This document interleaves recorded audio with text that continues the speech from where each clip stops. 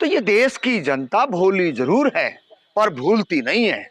के चाहे अमित शाह हो, चाहे और यूपी के मुख्यमंत्री हो, ये तमाम जो है जेलों के अंदर जाने के लिए अब तैयार हो जाएं। मामा और फूफा और जीजा तमाम ये सारे लोग अब जेल में जाएंगे। अब आप देख लेना, ये ट्रेन इन्होंने हरियाणा में चलाने का प्रयास किया था।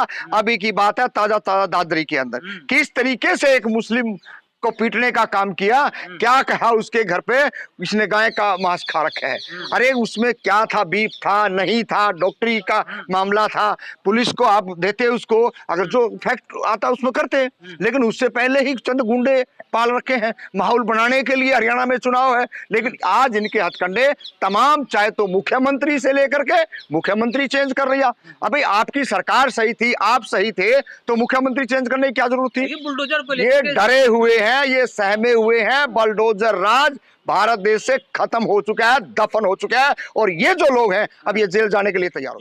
3-4 साल से जब से यूपी के अंदर बीजेपी की सत्ता आई है, और बड़े दुर्भाग्य की बात है, पहले जाति देखी जाती है, फिर उसका पोशाक देखा जाता है, फिर उसका खाना देखा जाता है। अपराधी की कोई जाति नहीं होती। नहीं, जातियां अपराधी की नहीं होती।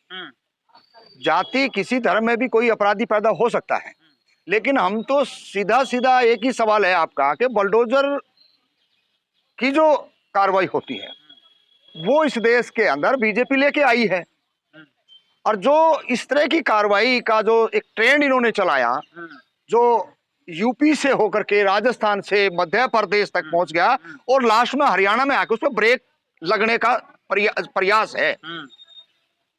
भाई आप क्यों करते हो ऐसे काम?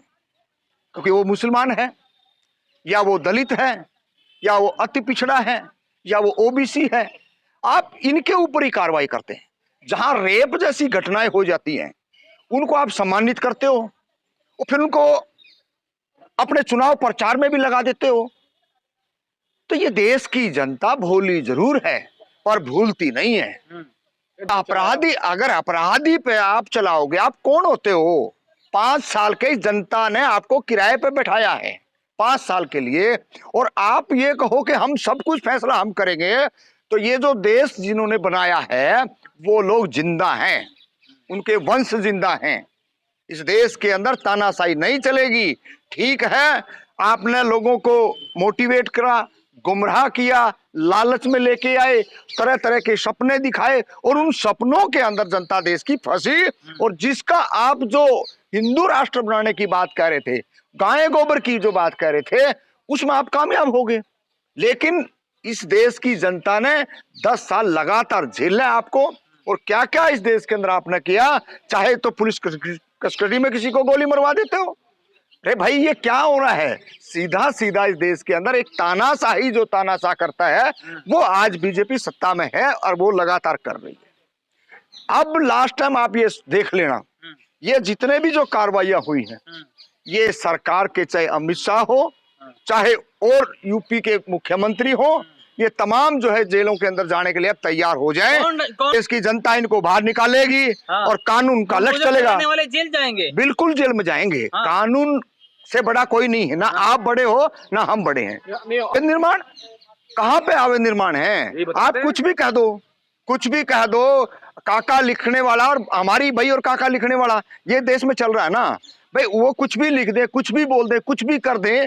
ऐसे ऐसे घटनाएं हुई हैं, हम लोगों को याद है। यूपी के अंदर सियाना कोई दूर नहीं है, वहां पे क्या कहा, 50 गायें काटी है मुसलमानों ने, 70 गायें काटी है मुसलमानों ने। पूरा एक वहां पे एक प्रोग्राम था उन लोगों का। उस प्रोग्राम से जैसे जनता निकलने की तैयारी हुई, और इन्होंने प्रोपगंडा रचाया, और वहां पे इस देश के जो एक्टिविस्ट उन्होंने जाके फैक्ट फाइंडिंग की। पूरा पूरा झूठ एकदम से, पूरी एक कम्युनिटी को डराने के लिए ये प्रोपगंडा चलाया, लेकिन उसमें कामयाब नहीं हो पाए। तो ये ऐसे हथकंडे अपना रहे हैं। आज इन्होंने जिनके ऊपर बुलडोजर चलाए थे, अब इनके ऊपर बुलडोजर चलेगा और ये जेल जाएंगे। कौन चलाएगा बुलडोजर? अरे जनता चलाएगी देश की, हम कह रहे ना, इस देश का कानून चलाएगा। हाँ, जनता चलाएगी। देखा ना अभी क्या हुआ, तमाम देशों में पहले भी देखा होगा, जो बड़े बड़े तानाशाह होते थे उनको कैसे नीचे गिरा है। ये इसी तरीके से झूठ, फरेब, बेईमानी, मक्कारी और जारी करके यहाँ पहुंचे। ये बिल्किस बानो जैसे हत्यारों को फूल मालाएं पहनाते हैं। और फिर ये अपने आप को क्या कर रहे हैं अरे इस देश